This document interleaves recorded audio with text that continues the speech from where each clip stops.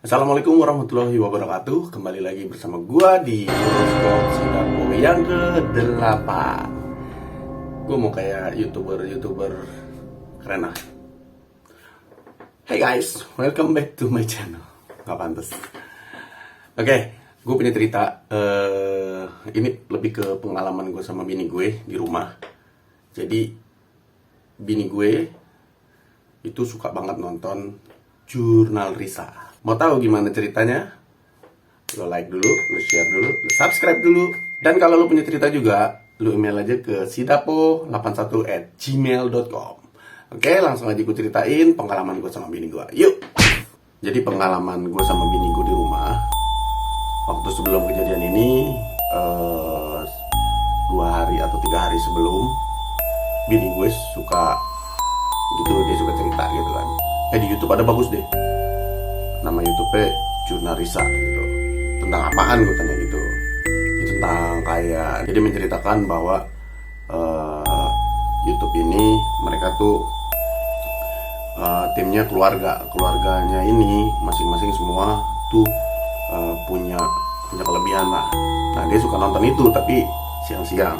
Dia kan gitu ya, kalau dia ngomong sama gue, dia memberitahu sesuatu yang menarik gitu, entah itu di sosial media atau entah itu di berbagai platform manapun. Gue kadang suka iseng gitu sendiri, gue lihat-lihat intronya aja, maksudnya lihat-lihat awalnya doang, belum yang nonton sampai habis gitu lanjutin. Dia suka tuh nonton itu tuh. Nah pada waktu itu dia ngajakin gue nonton, gue masih agak malas-malas gitu. Pas siangnya tuh, males gue nonton gitu-gituan kan. Karena konon katanya kalau lu bercerita nih kayak gue sekarang yang bercerita mengenai kisah pengalaman mistis gue atau pengalaman aneh-aneh gue, atau lu nonton sesuatu yang berbau mistis atau horor, konon katanya mereka itu ada di situ dan ikut menyaksikan. Nah gue kan nggak tahu, ya mungkin yang lain mungkin tahu itu gitu. Kalau gue memang nggak tahu, tapi ya gue percaya nggak percaya. Sorenya masih keke tuh ngajakin gue, ayo nonton. Gue kayak gitu kan, gue gini, ih apain sih kayak gitu, ya nggak seru amat sih dia gitu kan. Malamnya jam 7 dia masih tuh habis makan gitu, dia masih kayak ya, dan anak gue cuman nggak terlalu ngejar banget. Dia ngomong gini, ayo dong nonton dong, gue pengen nonton nih yang kelanjutan, yang episode berikutnya, cuman gue nggak berani nonton sendiri. Dia kan gitu, dia emang suka horor tapi dia nggak berani yang nonton sendiri gitu, atau dia melakukan kayak dia mesti ditemenin gitu. Nah sekarang gini deh, banyak cewek-cewek sama mungkin suka gitu dengan horor, minta ditemenin pacarnya atau minta ditemenin suaminya. Cuman pas lagi nonton dengan kejadian yang lumayan cukup menyeramkan, lu tutup mata, ngapain lu nonton gitu kan, ngapain juga gue nemenin kalau lu ujung-ujungnya memang nggak nonton. Dan kayak gini nih, ada apaan tuh, ceritain dong. Lu ngapain ngajak nonton tapi gue mesti ceritain gitu, males itu. Nah udah akhirnya ya udah deh, gue nonton lah gitu. Nunggu anak-anak tidur aja dulu, gue bilang ya udah ntar deh gue turun, dia bilang. Jadi dia nidurin anak gue dulu tuh, nidurin anaknya, gue nunggu di, ya biasa gue main handphone di ruang TV, gue main handphone, lama dia turun. Nah ini kejadiannya 2 kali. Dia turun, dia setel tuh, setel YouTube, dia setel Jurnal Risa. Gue lupa, maaf ya Ibu Risa, saya lupa. Waktu itu kalau nggak salah ada episode yang menceritakan dan ngebahas tentang, kalau nggak salah film Danur atau apa gitu. Dan kalau nggak salah di situ juga ada fansnya Jurnal Risa yang ikut serta di situ, dan lokasinya di Bandung. Ini kalau nggak salah ya, karena gue lupa banget gitu. Nah itu kita nonton itu, gue berdua sama bini gue, itu jam kalau nggak salah 10:30 atau jam 11 malam.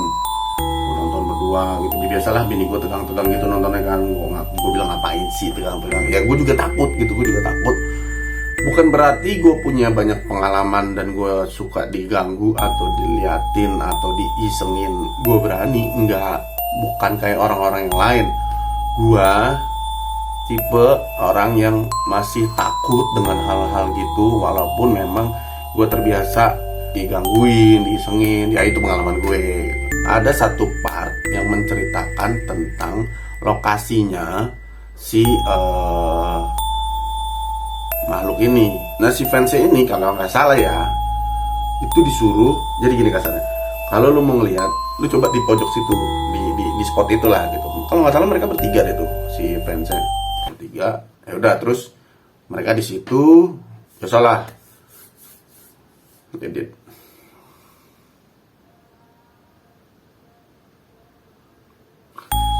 Nah pada saat dia di situ, cuplikan itu si fansnya ada di salah satu kayak terowongan apa goa gitu.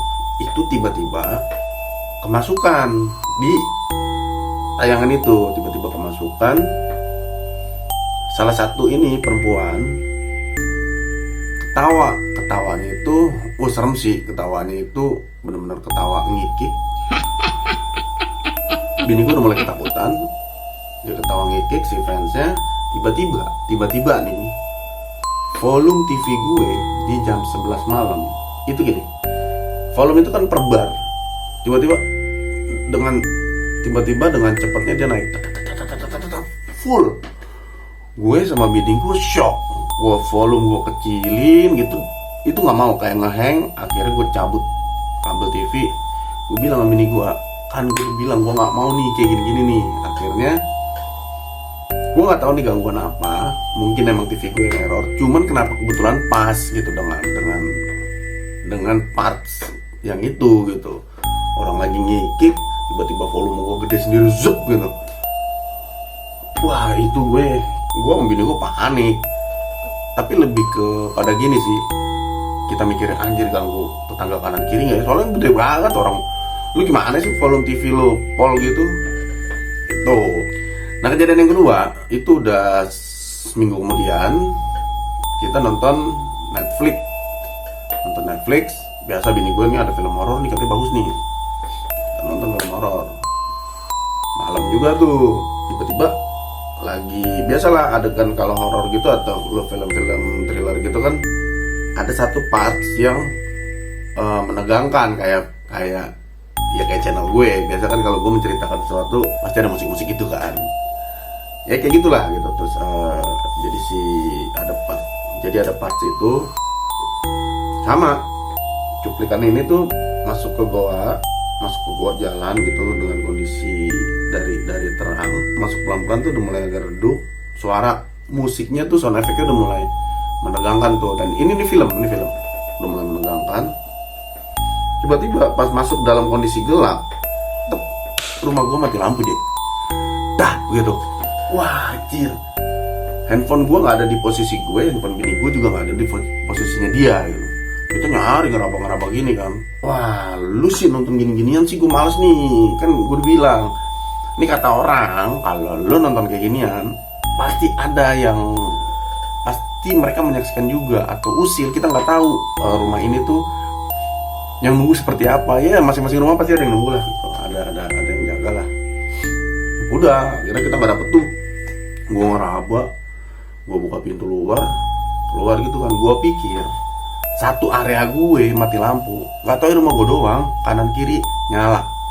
Lo bayangin kan, berarti kan emang nggak boleh nonton film itu. Gue sih gitu aja. Akhirnya gue nyalain tuh, cepret. Udah, gue bilang bini gue, matiin, tidur. Kita tidur kan. Tapi memang gue mau cerita bahwa rumah gue ini lumayan terbilang serem sih gitu. Jadi bukan rumah gue doang, emang area. Jadi di perumahan gue kan ada 8 security.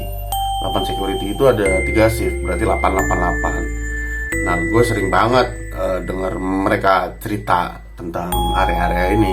Nanti mungkin mereka bisa jadi narasumber, coba nanti ya gue coba tanya-tanya dia kejadian-kejadian apa sih yang lo alamin di daerah sini itu.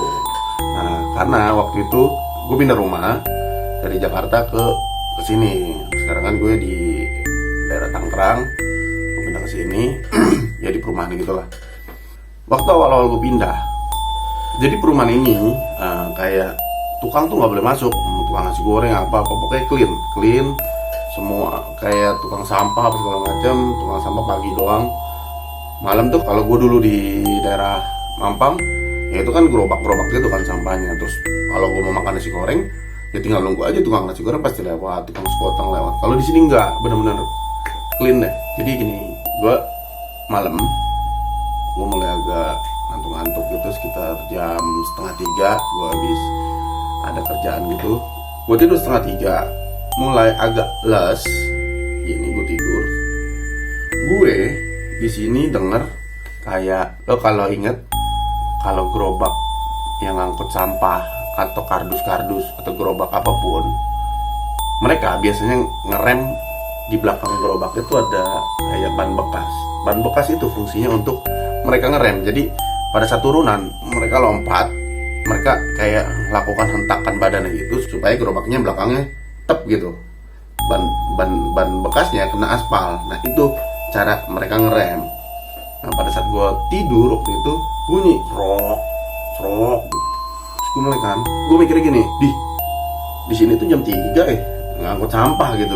Gue gitu dalam hati. Terus selang 5 menit gue mikir lagi, anjir, gue kan bukan di Mampang lagi gitu, yang dimana di Mampang tuh memang jam-jam segitu banyak tuh mulung-mulung yang dini hari ngambil apa itu kedengeran memang, dan itu memang ada gitu, memang mereka gitu. Kalau di sini gue mikirnya, lah ini kan clean, mana ada tukang sampah jam segini, jam 3. Gue males tuh ngeliat ke jendela, karena jendela gue kan jendela ini itu langsung jalanan. Jadi kalau gue buka gini yang lihatlah orang jalan pagi segala macam. Nah gue mau ngeliat itu tuh tukang sampah, gue gak berani sendiri gitu. Nah itu pengalaman pertama kali gue pindah. Gue sampai ngomong sama satpam, saya dengar suara gerobak ngerem, saya pikir saya masih di Mampang, saya lupa ternyata saya udah di sini. Si satpam ini kayak ketawa-tawa gitu, ketawa kayak ya nyimpen sesuatu lah. Makanya nanti coba gue ajak ngobrol beberapa orang, dia ngalamin apa aja di sini gitu. Ya itu cerita gue sama bini gue, beberapa kejadian yang kita nonton horor ya ada aja gangguannya gitu. Mungkin emang benar kalau kita nonton horor ya mereka ikut menyaksikan. Kayak gini nih, gue lagi cerita horor, lo menyaksikan.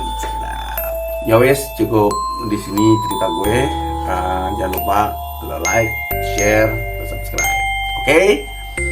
Dan sampai ketemu lagi di episode ke-9 Horoscope Si Dapo. See you tomorrow.